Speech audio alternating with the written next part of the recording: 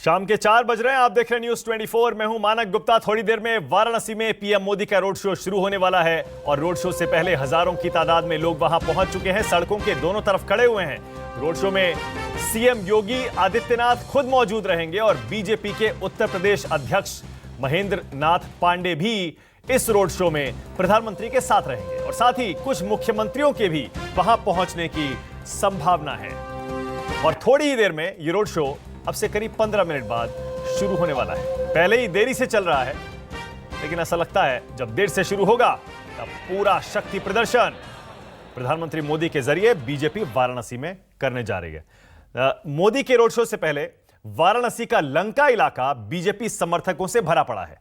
कुछ समर्थक हिंदू देवी देवताओं के भेष में भी रोड शो में शामिल होने पहुंचे हैं। ये देखिए, यहाँ पर ये कृष्ण और राधा, यहाँ पर है हनुमान है, नील जामुन, तमाम देवता बनारस की सड़कों पर वेशभूषा में उतर चुके हैं। ये आप ही इनको लेके आए जी? ये है क्या जी? ये बनारस की सबसे विख्यात मौनी बाबा रामलीला कमेटी, जिसके द्वारा समय समय पर प्रधानमंत्री से लेकर के तमाम विदेशी राष्ट्राध्यक्षों का स्वागत किया जाता है। क्योंकि प्रधानमंत्री जी इस समय भगवान श्री राम की तरह देश के लिए नायक की भूमिका में है, इसलिए भगवान श्री राम की जो सेना, अभी खबर भी आई है कि वो अयोध्या जाने वाले हैं। जी जी जी जी जी। तो वो पूरी सेना मौनी बाबा रामलीला कमेटी की, वह पूरी सेना राम की और हनुमान की और कृष्ण की हमारे माननीय प्रधानमंत्री नरेंद्र मोदी जी के स्वागत के लिए और उनको आशीर्वाद देने के लिए यहाँ पर खड़ी है। और ये कौन है? ये रामायण के सबसे किरदार और बड़े किरदार, जिनको रामायण में श्री राम की सेना का मंत्री कहा गया है, तो प्रधानमंत्री के लिए भगवान राम के मंत्री जामवंत जी भी इस टीम में शामिल हैं। अरे जामवंत जी, अरे गर्मी तो बहुत है यार। हाँ, गर्मी है, बहुत सुकून है। सुकून है? अरे इतना कपड़ा पहन लिए। अरे जब हमारे देश के प्रधानमंत्री इतने गर्म में देश में कर सकते हैं, तो हम तो उनके लिए कुछ भी नहीं कर सकते। ये तो आम है, उनके लिए चल रहे हैं। अब से पहले जामवंत को इस तरह यूं इंसानों की तरह बोलते हुए आपने रामायण में ही देखा होगा। मोदी के रोड शो में शामिल होने के लिए दूर दूर से उनके समर्थक काशी पहुंचे हैं। जरा एक नजर डालिए। तस्वीर देखिए, प्रधानमंत्री नरेंद्र मोदी के बारे में ये एक किताब लिखी गई है, उसको यहाँ पर लेके आए। ये एक हैंडबुक टाइप की ये है, देखिए, और इसके लेखक है। अजीब तरह की किताब है। इसमें देखिए सारा प्रधानमंत्री के बारे में, उनके दौरे के बारे में, उनके व्यक्तित्व के बारे में चीजें लिखी हुई हैं। एक तरफ हिंदी, दूसरी तरफ इंग्लिश। ये लिखने वाले हैं। आपका नाम क्या है? अपूर्व शाह। कहाँ से आए? हम अहमदाबाद गुजरात से आए। हाँ? अहमदाबाद गुजरात से आए। तो ये है क्या? ये पूरे विश्व में सबसे पहली किताब है कि जो प्रधानमंत्री का हाइट है 5 फीट 7 इंच। हमने किताब बनाई 5 फीट 7 इंच का। उनकी उम्र है 68 ईयर्स, तो 68 पेज में कंटेंट लिखा है। उनका वजन है 77। आप आज यहाँ क्यों आए? बस उनके प्रचार प्रसार से आए। वो हमारे गुजरात से है, हमारे इतने लाडीले प्रधानमंत्री है, तो हमको उनके प्रचार प्रसार में आना ही होना है। तो देखिए, कोई गुजरात से, कोई नागपुर से, कोई रांची से, कोई कहीं से, कोई कहीं से प्रधानमंत्री नरेंद्र मोदी के नामांकन में आया। जिसकी जो कला है वो दिखा रहा है। कैमरामैन उमेश के साथ राजीव रंजन, न्यूज 24 बनारस। तो ये रोड शो प्रधानमंत्री मोदी का अब से थोड़ी देर में शुरू होने वाला है। क्या बीजेपी उत्तर प्रदेश की एक सीट से, यानी वाराणसी सीट से, जो कि प्रधानमंत्री मोदी का लोकसभा क्षेत्र है, वहां से पूरे देश में अपना शक्ति प्रदर्शन करने की कोशिश करेगी? मेरे साथ बीजेपी से यशवीर राघव स्टूडियो में आ रहे हैं, कांग्रेस से यहां अजय उपाध्याय आ गए हैं और डॉक्टर अजीज खान समाजवादी पार्टी से पहले से बैठे हुए मुस्कुरा रहे हैं। डॉक्टर खान, क्यों मुस्कुरा रहे हैं आप? प्रधानमंत्री मोदी के रोड शो में हजारों लाखों की भीड़ पहुंच रही है, आप मुस्कुरा रहे हैं?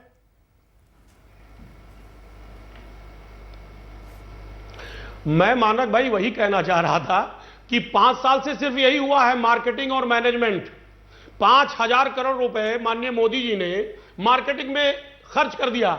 अगर यही पैसा गरीबों के लिए खर्च करते और गरीबों को तमाम जरूरतें हैं अस्पताल में आप ये बातें इसलिए तो नहीं कह रहे कि आप प्रधानमंत्री मोदी और अमित शाह या बीजेपी जैसा कोई इवेंट नहीं खड़ा कर पाते हैं। आप नहीं कर पाते हैं वैसी मार्केटिंग, इसीलिए आप ये बात कह रहे हैं। आप भी करिए, आपको किसने रोका है? मानक भाई बहुत जरूरी बात है। हकीकत में हम लोग नहीं कर पाते हैं।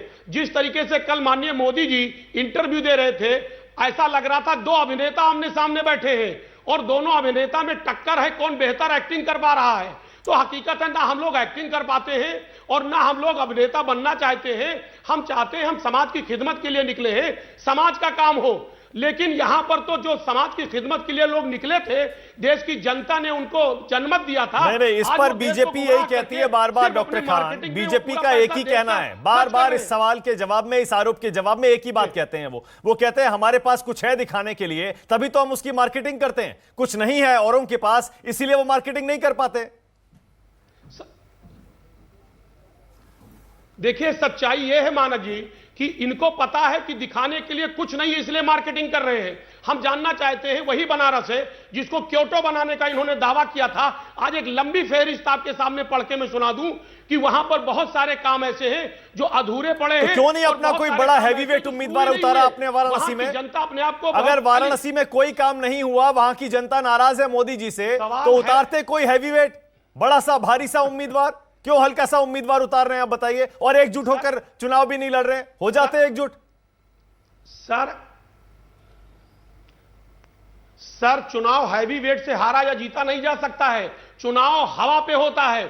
कई सारे ऐसे वाकयात हुए हैं, बड़े बड़े नेता देश के हार गए हैं। जब लहर चलता है तो उसमें ये मैनेजमेंट नहीं चलता मानक जी। हाँ। चाहे वो 5 लाख का दावा करे या पूरे देश की जनता को इकट्ठा कर ले। अच्छा, ठीक है। अगर वहां के काम ठीक है, वहां के ठीक लोगों है। का नहीं किया है, ठीक है, दिल ओके। में दर्द है, ओके। अंदर से क्या यही अंदर वजह से है? तनाव ओके, है, ओके, तो अजय जाहिर सी उपाध्याय, बात क्या यही वजह है? कि कष्ट तो होना ही क्या होना यही है। वजह है कि आपको भी लगा कि अजय राय प्रधानमंत्री मोदी को हरा सकते हैं वाराणसी से, इसीलिए प्रियंका गांधी को नहीं उतारा आपने? नहीं मानक भाई, अजय राय की यदि क्रेडेंशियलिटी की बात करें और उनके आधार की बात करें तो बनारस में आज जो सक्षम नेतृत्व है उसमें बनारस का धरती पुत्र अजय राय है। हाँ, मां जो पिछली बार पिछली बार जमानत बचाने के लिए संघर्ष कर रहे थे, जो पिछले चुनाव में 2014 में 75,000 वोट जीत रहे थे। अरविंद केजरीवाल की बात थी, लेकिन देखिएगा क्या नहीं, मैं कह रहा हूं मोदी जी को 5 लाख से ज्यादा वोट मिले थे, आपके अजय राय को 75,000 वोट मिले थे। सच्चाई है मानक जी, फैक्ट है ना, सच है ये तो। मोदी जी के जो जुमले थे उसके कारण लोग भाग गए थे और लोगों को वाकई नहीं विश्वास था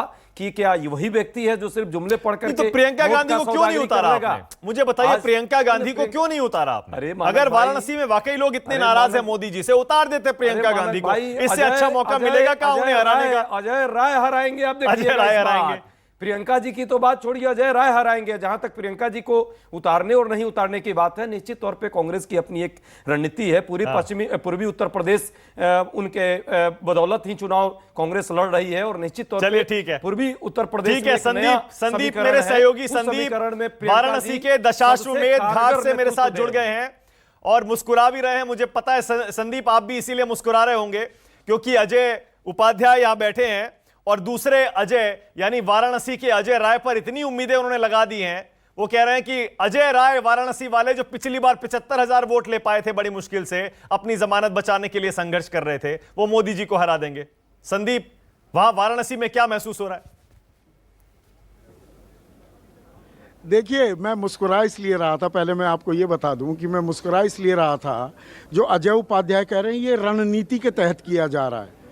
पहले माहौल बनाते हो प्रियंका गांधी का, फिर अजय राय को उतार देते हो। दरअसल दिक्कत यह है अजय उपाध्याय आपकी कि आपकी रणनीति ही नहीं है। आप जिसे रणनीति बता रहे हैं ना, दरअसल आप बिना रणनीति के चुनावी मैदान में उतरे दिखाई दे रहे हैं।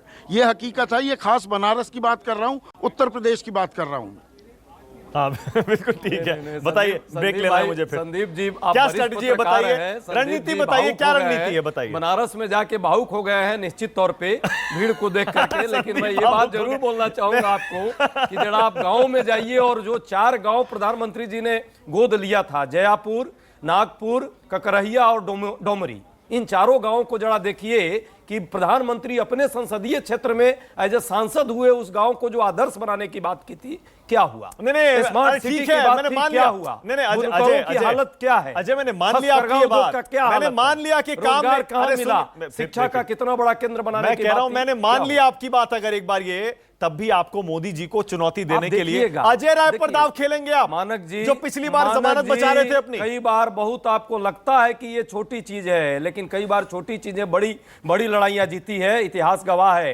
क्या आपको ध्यान होगा जिस तरह से राजनारायण जी ठीक है, क्या कद अच्छा था? ठीक है। अजय, आपने उदाहरण संदीप आपने पर देखा होगा। आपने संदीप अरे पर भाई, मेरे बहुत सहयोगी बड़ी पर बात भावुक है। होने का आरोप लगाया है। आपने कहा संदीप भावुक हो रहे हैं, मैं ब्रेक ले रहा हूं, ब्रेक के बाद आ रहा हूं। तैयारियों का थोड़ा हाँ, संदीप, जायजा ब्रेक के दिखा बाद दूं। आ रहा हूं, आप भावुक हो रहे हैं, होने की जवाब बात नहीं दीजिएगा। है यहाँ पर।